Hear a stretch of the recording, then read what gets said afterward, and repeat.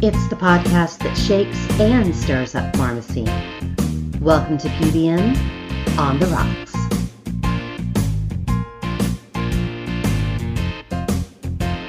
The only thing I'm mocking is PCMA Twitter account. And they deserve it. We hate them. They do deserve it, which is why I keep correcting their graphics. I mean, someone has to. Oh, yeah. Their graphics are terrible. And those op-eds are awful. Yeah. Those guys. When are they ever going to I love how they throw this out there and they're just like, here's an op-ed by a pharmacist. When they're just like, okay, they've been like discounting us as pharmacists forever. And like we have a billion pharmacists saying that they're straight up like swindling everyone. And this is practically a giant RICO case. And yet they're just like flaunting this other guy's credentials who hasn't actually worked on the ground level in ages. It's ridiculous. Whatever suits the argument at the time. Yeah. They really are ridiculous. They're just not even gonna go there. Hey, Mark. Hello. Glad you're with us. I'm happy to be here. Mark is a pharmacist and an attorney here in Arizona, and he is the best. We love Mark. Oh, you're sweet. Thank you. And everybody, nice combo. Mark. Arizona decided to delay enforcement of the new USP chapters so that they could be more deliberate. And the argument we made was there are some really good parts, and they ought to be implemented, but there are some really awful parts that have no business being implemented, are going to cause access issues for patients. It's going to cause pharmacies to close or at least change their service offerings. And I get that it's 13 and a half years in the making, but one of the reasons why it's 13 and a half years in the making is it's not that good. And so Arizona, take a leadership position and go deliberately. And no one ever said that it was a take all or take none. You can take some, and you could create frankly a better product that mixes some of the old, some of the new, and some of the we haven't thought of yet, that balances the needs of patients, balances the needs of the employees that work for us, and balances the ability for business owners to move forward. And so we were happy. We got it sounds like we need a task force. I said, then let's do that. And that'll allow us to go slow. As long as it's a task force with independent pharmacies on it. This task force with CVS, and that does not work. No, completely understand. And what's nice, the timing is really good. There is a rule writing task force. And we decided in the meeting that the rule writing task force should address this, but it needs different members to address the compounding issues. And so they agreed that we needed to have the right people on it. So part of the write-up I will do is send me your best and smartest people who are willing to volunteer for this task force, and we will get them impaneled. His best and it's smartest. Not a very heavy commitment. It's done remotely via Zoom, so people don't have to come to Phoenix if they're not near Phoenix. They can do it from their workplace or from their home. But I do want them to be able to commit to doing it, because if they're on the task force but they're not able to attend, that doesn't help. Dave, are you a compounding pharmacy? Is yours Yeah, we're a hybrid, so we compound. Yeah, okay. All right. I don't know what Illinois, so this isn't necessarily PBM related for everybody listening. We will get to that in just a minute. There's another thing that happened. The Arizona board was petitioned by a private citizen from Missouri and a private citizen from Yuma, Arizona, to talk about temperature and mailing medications. And what the board completely missed or conveniently ignored was the root cause of their concern. Why are their medications too hot and too cold? It wasn't because pharmacists don't know how to do it. It was because they're forced into mail order, even if they have very fragile, expensive medications that are not handled appropriately. And so the board also impaneled its task force to talk about how do you handle temperature excursion medications carefully. And I want to point to the root cause of the first statement that the woman from Missouri made about medication that she believes was adulterated because it was not handled appropriately when it was delivered to her home in Missouri, because she was forced to use a mail order pharmacy, and not until she went to NBC News and told her story did her PBM allow her and only her the ability to go pick it up from her local pharmacy. So that I think is PBM related, and an opportunity for Arizona to write rules in the concept of dealing with temperature and safe handling of medications, but also double down on the freedom of choice, which is, hey, you offer prescription benefits in this state. We really meant it when we said you need to be able to choose your own pharmacy. It would be amazing if Arizona actually takes a leadership role in that, especially given how hot it has been here. I know the whole country was under a heat dome for quite a while, but we broke a record. We were under a severe heat warning for 31 straight days. So for everybody listening, this is our special edition Mocktails and PBM Mockery, because they have never been more worthy of being mocked than apparently this month, just based on various things that have been happening. So I'm going to go first. I have a real Moscow Mule mug, but it is currently made with diet ginger beer, which isn't that bad, and something made by a group called Free Spirit, which is like a fake bourbon. It's botanical and it contains B vitamins. So it doesn't taste a thing like bourbon, not even close, but it works. It's still pretty good. And I'm sure I'll have a lot of energy by the time I'm done drinking it. So you're doing a Kentucky Mule sans alcohol. Yes, a real Moscow Mule mug with a fake Kentucky Mule. Right. That's what I meant to say. Mark, what about you? I have my Boesen and Snow mug with Coca-Cola in it, because Coca-Cola was invented by a pharmacist. Was it really? It was. Hello, little factoid. I did not know this. Was that in Arizona? No, Coca-Cola was invented by a Georgia pharmacist, which is why it's still based in Georgia, in Atlanta.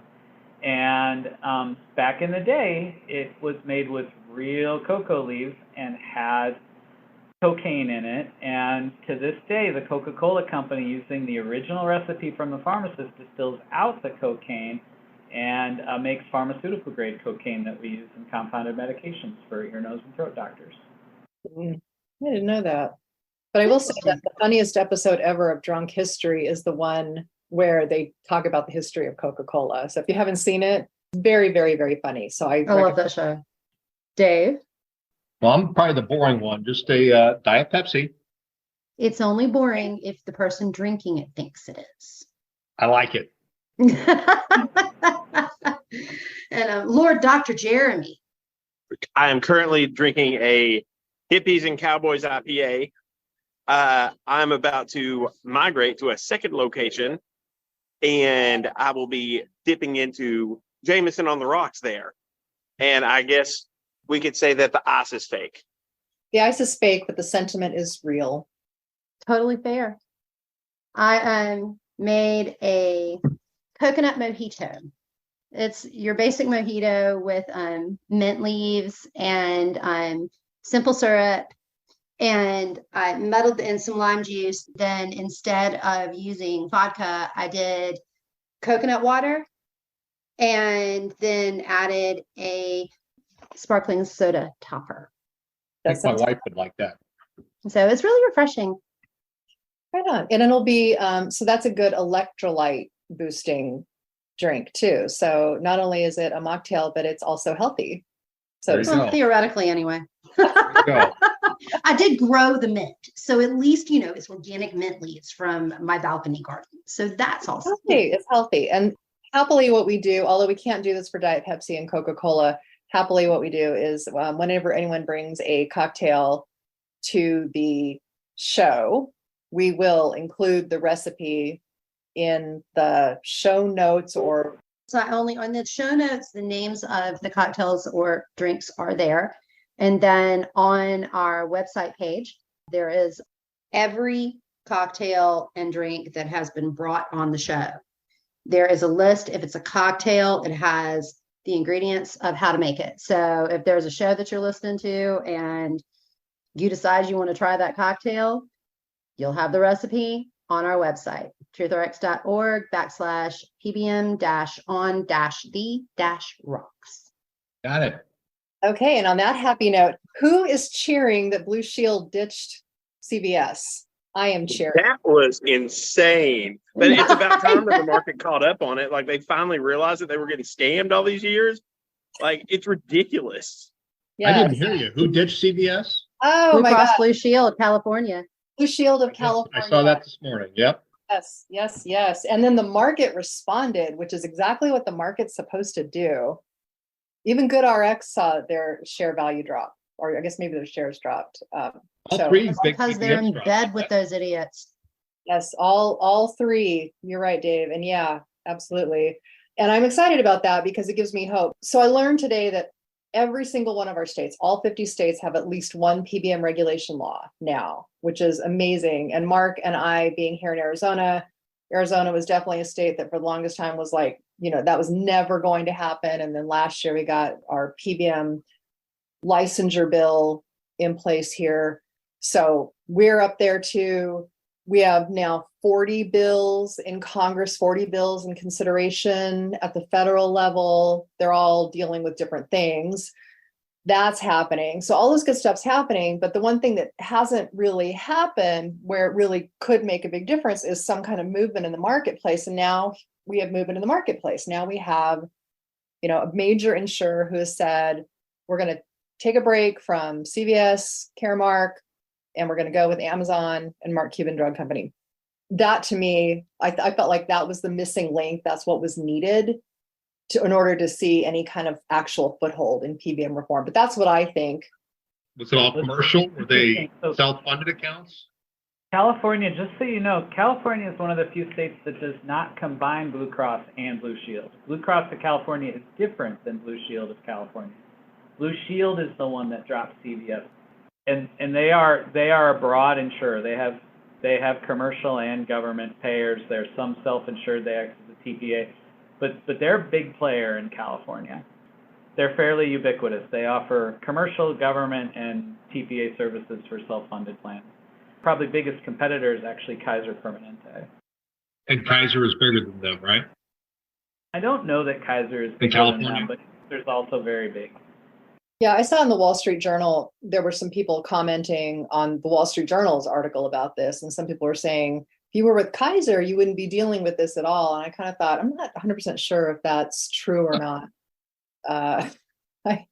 There's a real willingness to blame the drug makers and just say, really, it's all, their fault and forget about insurance. But I think part of the reason is because this is hard to understand. In the same article, there's this new 6-minute video that the Wall Street Journal did explaining the money flow between all the players. And, I understand this thing, I think, pretty cold.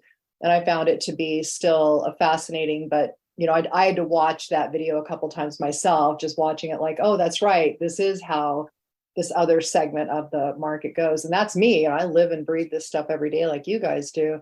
I can only imagine being a consumer and just being like, I just want to know that I can afford my medication. I don't really care who's responsible.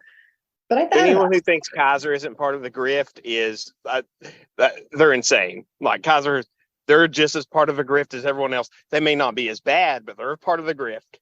Absolutely. Kaiser's a more traditional HMO model, closed its network, which is how it controls its cost. It limits the choices of its consumers. So you sound like you're the most knowledgeable of us, of all the people not in California who are on this call, which is basically all of us not in California. Do you think that their model works? Do you know anything about how they do their pharmacy? If you don't, it's cool. I just was kind of curious. I think there's a unique perspective you have if you're a covered life on an insurance plan. Kaiser is really HMO. It is old school. You got to stay in network. You got to have referrals to go to a specialist. It's old school HMO because that's where it all started. They embraced that model and they use it as cost containment. So that's what I know about Kaiser. How do they access pharmacy benefits? I do not know. My guess is that they probably try to incentivize people to use Kaiser dispensaries, Kaiser pharmacies, but I can't imagine they don't have the typical network agreements with CVS, Express Scripts, and Optum must all have Kaiser patients, but I don't know pharmacy benefits from the consumer perspective very well. My guess is the contract. Oh, you have to go to a Kaiser pharmacy, like straight up. A lot of what they do is, like, I get patients from all over the United States, where I'm in downtown Blacksburg, Virginia, like 2 blocks from Virginia Tech campus. I get them from all over. Kaiser will not pay us, like when we bill Kaiser. What happens is Kaiser patients will pay out of pocket to us, and then they get reimbursed whatever back from Kaiser, which should honestly be exactly how it should be with most all insurance. But yeah, that's how that works. Yeah, I think someday we're going to have to go back to indemnity plans where you pay me as a pharmacist, and then you collect what you can from your insurance company.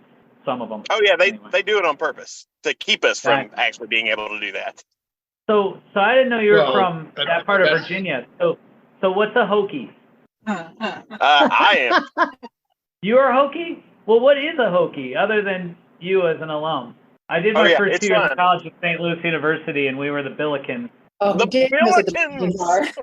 What is a Billiken? A Billiken literally looks like a billy goat and a pelican had a baby. Oh, God. Ooh, I like so this. So it takes platypus and makes it even more interesting. The Billiken mascot is cool. He's a cool looking thing. I have to He look looks a little like Shrek. I gotta look this up. Well, Mark, since you asked, why don't you explain to everybody what a sun devil is?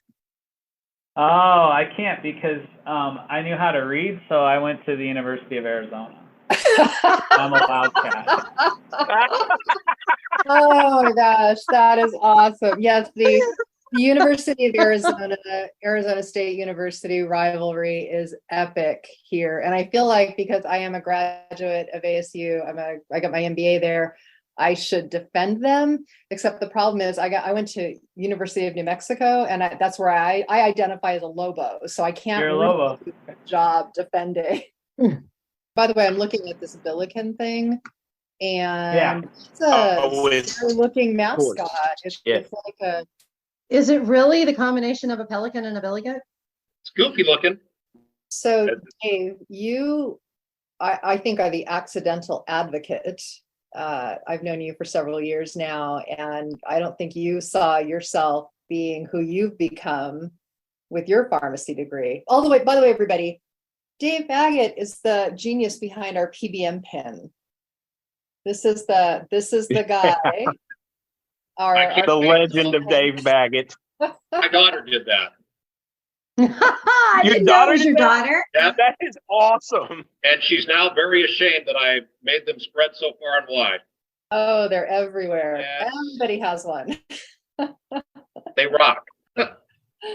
That's funny. Why is she ashamed? She should be proud. She was against it the whole time she was doing it. Her statement was, "It's not very professional." Oh, okay. Sure, I'm not a very professional man. Put me in a profession where people treat each other like they should, and I'll be fucking professional. Right. Jeez. There you go. Right. Oh my gosh, it's true, right? I mean, the least professional group of people in the world are the people that came together and decided they'd create this whole system where they would start by processing pharmacy claims and end by creating something called a DIR fee and spread pricing and these rebates that they, say that they pass through to somebody, mostly themselves. Very, very professional. Yeah. I'll show them professional when I take a dump in a box and mail it to Karen Lynch. I'm a simple man doing simple man things. Monique, you two could time it so that you can drop the flaming dog poop at the CVS headquarters in Arizona as Karen Lynch receives Jeremy's poop. You can't say anything about fire near the CVS headquarters. We've been over this. You'll get me banned again. That's right. That's right. No saying fire and CVS headquarters. That will result in a certain somebody being booted off Twitter or X. What is it? What is it actually called? I know we're calling it Twitter still, but The platform formerly known as Twitter. I guess like when you Yeah. do we still say we Just X tweet? now. Very confusing to me. One of our listeners is gonna actually like do some shit like that, and then I'm gonna have the FBI knock on my fucking door. Did Did you say Twitter is not called Twitter anymore? It's just the letter X.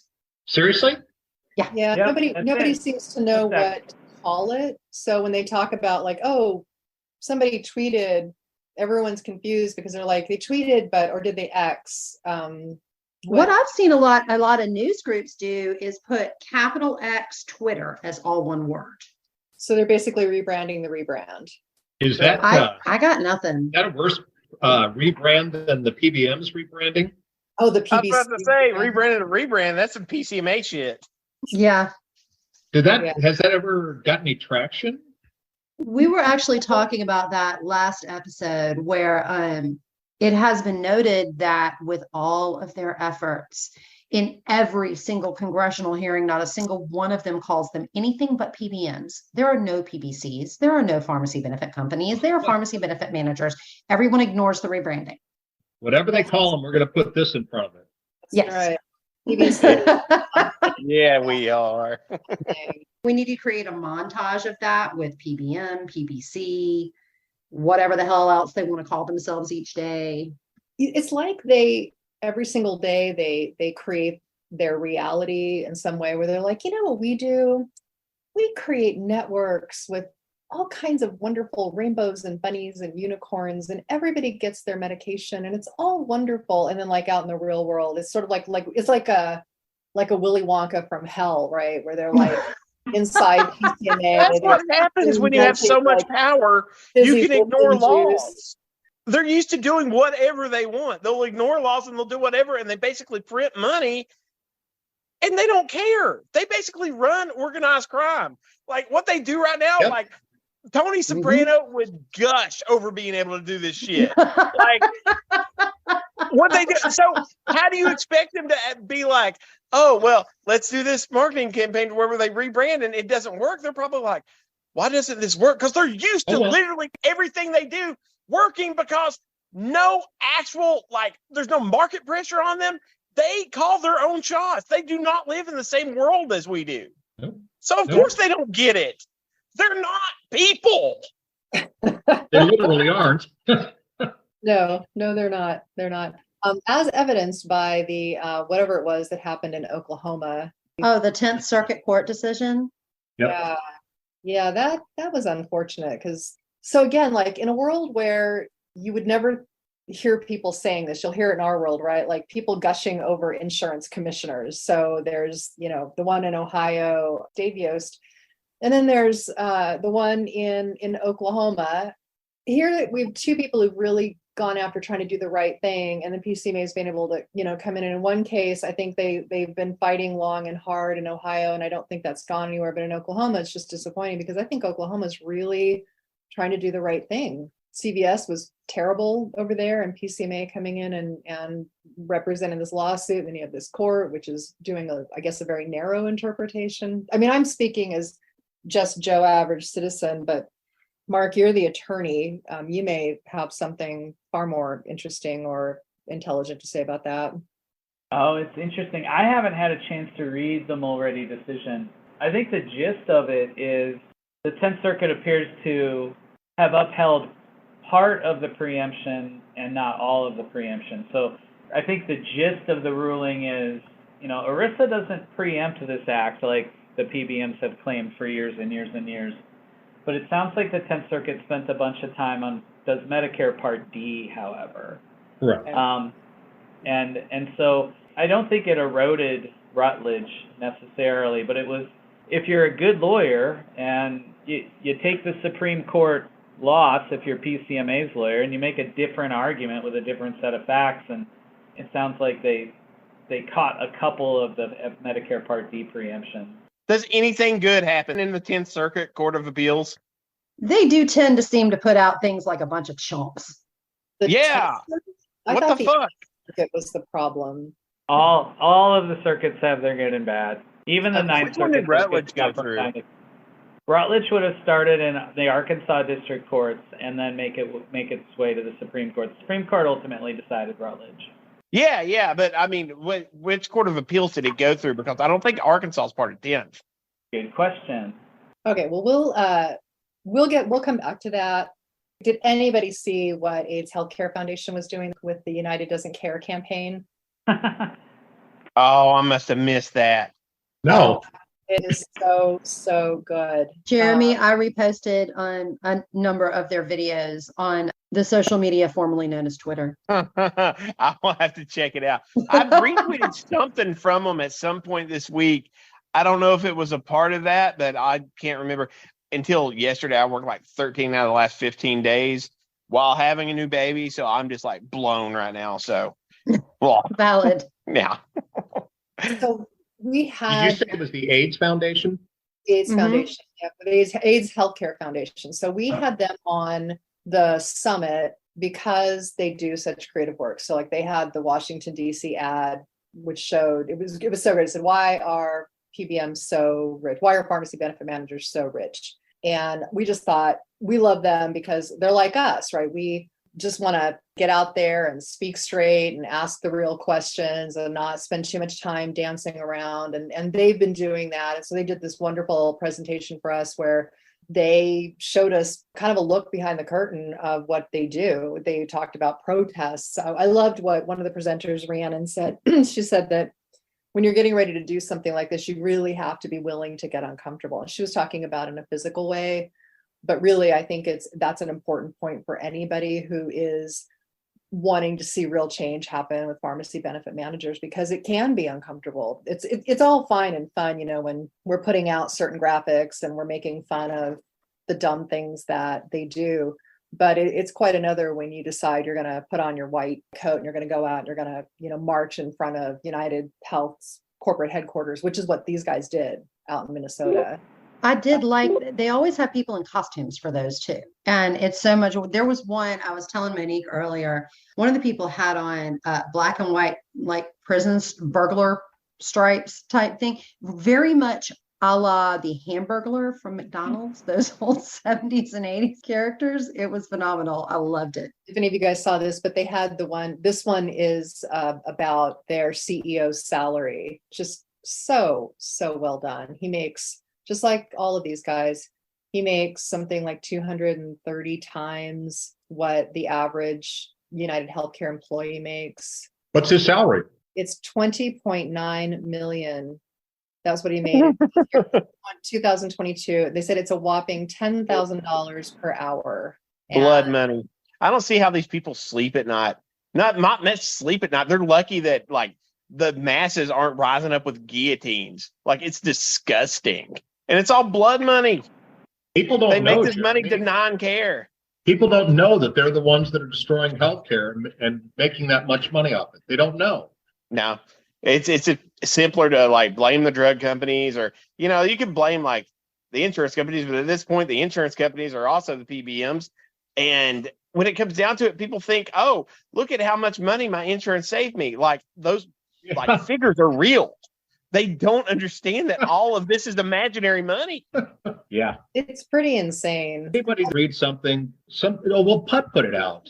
The electronic billing thing where they're keeping 5% of what doctors are billing and being paid. That was the ProPublica put that Yeah. out. Yeah, it Do it is on the Putt electronically, News they say. feed. Yeah, and when they say no, we don't want to do it electronically, they say tough luck, you have to. Yeah. So I mean, is that part of the Affordable Care Act says they can only keep 15% of premiums? Well, here's a way to generate revenue. Yeah. When we pay them, we'll find a way to charge them a 5% fee. Next year, if it's like DIR, it'll be 10%. Yeah. Medical loss ratio has become so abused. It's ridiculous. But that's the excuse they have, is just like, well, we can only make so much profit. So that we're not the ones that are running up the healthcare charges. But also, I'm sorry, I don't feel too bad for these docs that we were screaming at forever. Hey, get on our side. They're going to come for you. And they all ignored us. Finally, we're getting people on our side. Well, I mean, I'm upset like you are, Jeremy, but we need them. I know we need them, and I'm glad they're here. But it's just like, okay, well, why don't you really get on my side and quit handing out fucking good RX cards to everybody? Yep. Like, it's getting fucking annoying. Tell Yep. your nurses to quit fucking pointing people to go to like these chains or something like they're going to save them money. It's not. Yep. Like, healthcare as a whole, like all of us professionals need to have a like powwow and figure this out, because it's not working, and we need to be on the same side. And we've tried screaming into the heavens forever, and the only reason we're getting traction now is they've started squeezing the docs because they can't squeeze us anymore. Yeah, I think it was just so unbelievable when it was first happening. I mean, I know when I was first learning about this, I couldn't even get my head around that the kinds of practices that PBMs were getting away with was legal in the United States in the 21st century in a quote unquote free market economy. Yeah, people don't believe you. They don't, because it's so outrageous. I mean, I didn't. Well, and then I had This is obviously biased. Like, that's what they think. They think we're being biased. And the thing is, it's like any disease, right? Or like any cancer, it starts to spread, and then suddenly others are affected by it. And now, we are fortunate that we're getting the kind of support, but we were there first. I think that it's well recognized that the pharmacists were the ones, initially as the canary in the coal mine, as the old saying goes. But I'm really very optimistic now. I mean, as much as I dislike the day-to-day nonsense that the trade lobby puts out for them, I've never been more optimistic. I mean, we're seeing good things happening in the marketplace. We're seeing laws that are, being considered. It's been fascinating to watch so many legislators in these hearings speak so knowledgeably about the problem and ask truly intelligent questions. I'm very optimistic, very gratified. Monique, I agree with you 100% that there's a lot of reason for optimism. But the one thing that we should still be really upset about is no one is mentioning the one solution to the PBM problem is getting rid of rebates. Yes. And they're not rebates, they're fucking kickbacks. They're not rebates.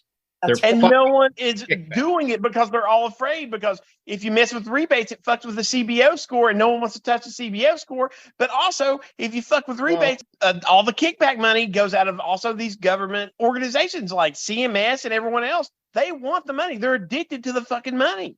There's something more than that, Jeremy, because that's just such bullshit.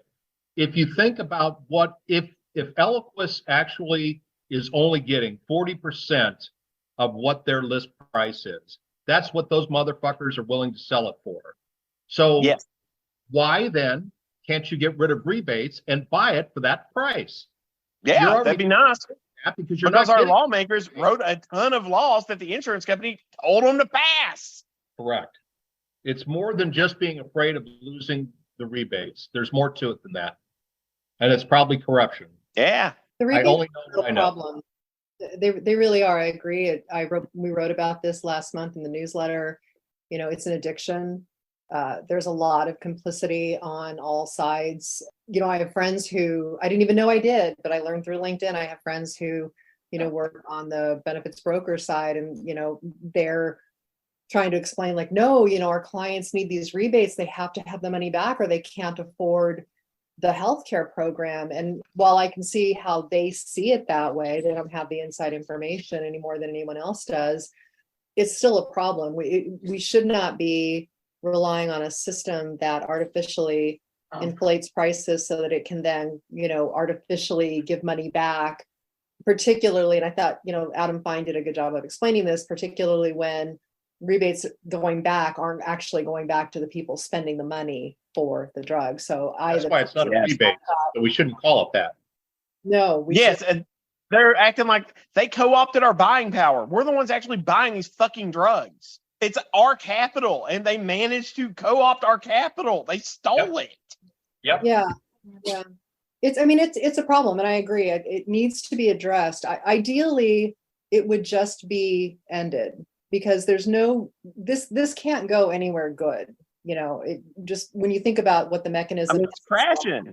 It's full on crashing right now. And the great thing is like, we get to do the whole, I fucking told you so, you stupid shit. We get to do that entire fucking song and dance. But at the same time, all the people we know and love are dying around us. It's ridiculous. Yeah, that's probably the most colorful way you could have described that. So yeah, well done. I'm a colorful man. Colorful man. Yes, you are. Your daughter's gonna be so proud. So proud. Mark, do you have any comments on rebates? I do actually.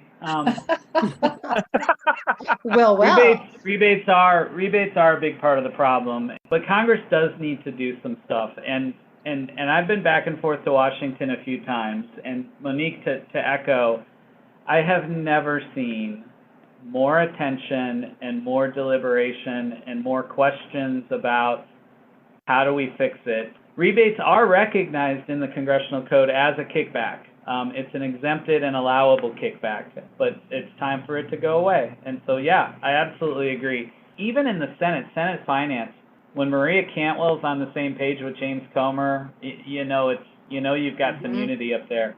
And we may actually be able to pass something this session. We will. Outside of an omnibus bill. Yeah. Mark, do we keep will, in but mind it's also when the Trump administration was going to eliminate rebates, it was only in Medicare Part D, which, I mean, that's all Congress actually has control over. So then it rests on the states. Couldn't they just they could take away all the safe harbor law from them? Yeah. Well, the safe harbor laws only apply to government programs. And so all Congress and the White House have jurisdiction over other government programs. All of the other programs are state by state. And that's why Monique spends so much time in all these states. We got to pick them off one at a time. Yeah. And the self-funded plans will always be able to do what they want to do. My entire thing is, it's great that we got the political will now, and then we're trying to get this done, but we've got to move faster. And no one's talking about reimbursement. No one's going to be around by the time they fix this if they don't fix reimbursement like immediately. All right, so I'll get on my soapbox. We are the third largest health profession and have zero money in our association's PACs. For Monique, I'm convinced that you have used your own personal money to do much of the work you've done, because Congress, the State House, say what you will, they will pay attention to the squeakiest wheel, and we are not the squeakiest wheel, and we need to be. That is my speech, and until the pharmacists in our own ranks decide to get involved and decide to live up to their civil duty, we will always be the redheaded stepchild that gets the shaft. Amen. You're right. Yep. But I'm pretty squeaky. I'll just jump on that soapbox with you and say that, and the person, by the way, who pointed this out to me in the first place was actually you, Dave. So much doesn't get discussed at pharmacy school. And this is one of those areas that I think really needs to be discussed at pharmacy school, that you have to get involved at the political level. And people, I know that it looks quote unquote dirty, right? You make a campaign contribution, but there's a very big financial reality to running for office, staying in office. You're not paying a politician for them to do something. You are contributing to their ability to stay in office and do the work for you. And, it can look like it's a quid pro quo. I'd argue for that it's not. In fact, I'd argue for that because of the number of times I've made campaign contributions and not seen things go my way. I would say it's really about, there's an elected representative. When you're contributing to them, you actually do have something to say to them. You have to be careful about this. So if anyone wants advice on how to talk to a politician, you should contact PUD, even though we are not a political organization. Talk to me, talk to Shannon. Well, if we can't answer a question, we'll get you to someone who can. But it's just, I will pay you $5,000 to introduce this law. You can't do that. You don't do that. Don't do that. That's not allowed. But you can say, you can say, I am a constituent. I support you. I need your ear. I need you to help in a situation that is happening for real in my industry. And I just think because we don't start dealing with that at the educational level, we end up pulling teeth situation, and it's hard. I am the executive director for PUT. I'm the volunteer executive director for the Arizona Independent Pharmacy Coalition. And that is a nonstop job of trying to fundraise merely to cover the lobbyists. It's not even to cover like the daily operating expenses. We haven't even gotten to that point yet. We're just trying to cover the lobbyist who's done such a phenomenal job for Arizona pharmacy. And it's that way, in many, many, many states. So if anyone, is listening to this, my advice to you would be to get interested in the process, because you can make it work, but you have to get involved first.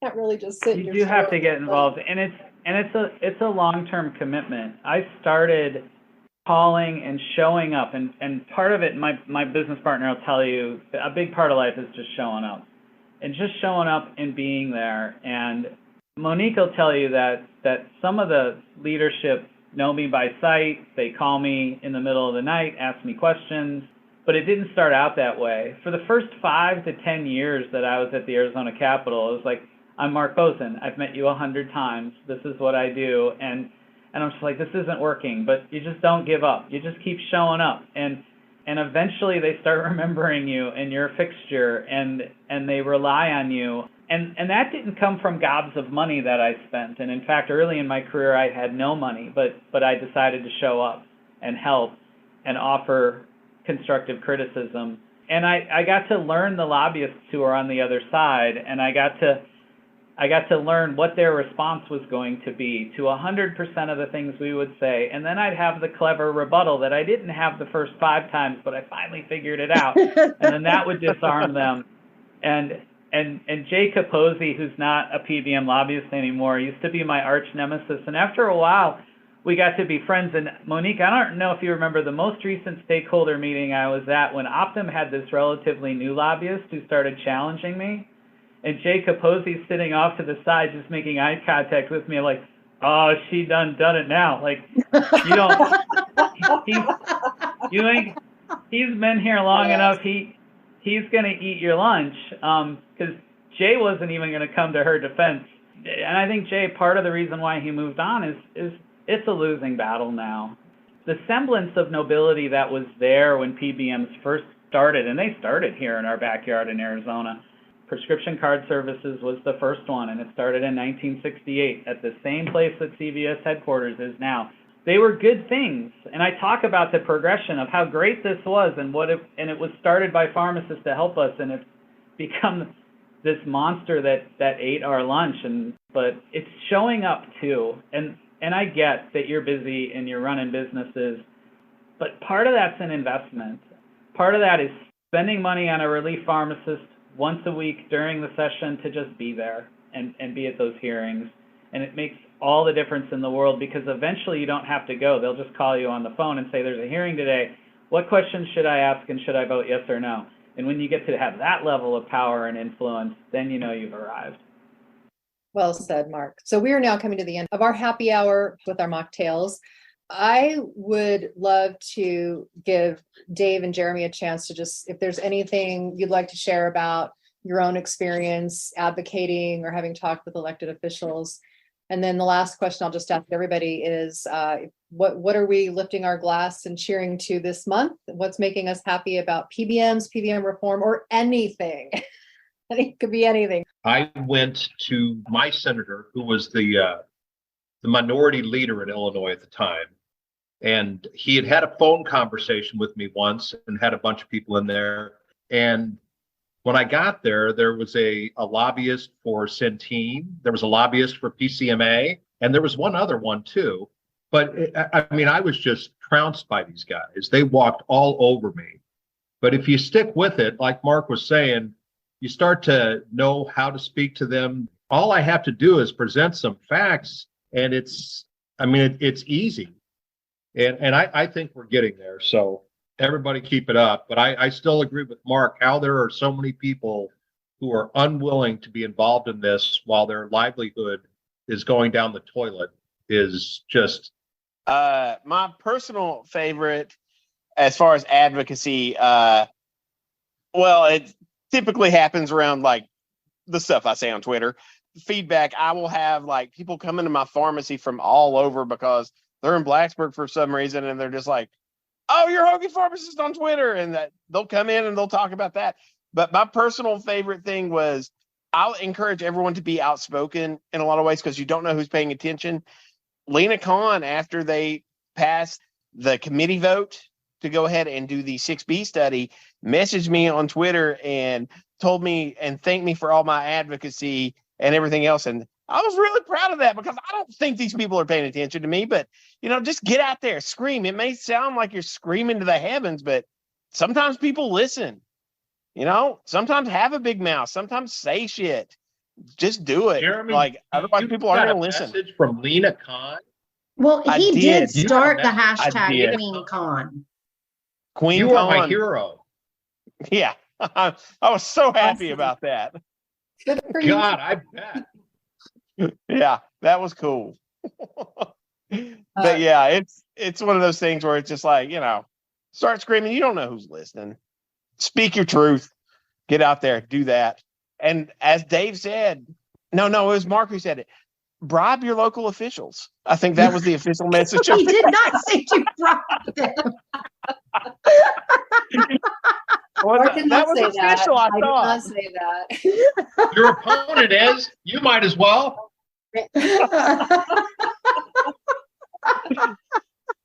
Okay, I think, you know what? I think that we will end on that note. I think let's drink to do not bribe your officials. But Bribe the listeners. Bribe them. all right. They're playing dirty. We got to play dirty.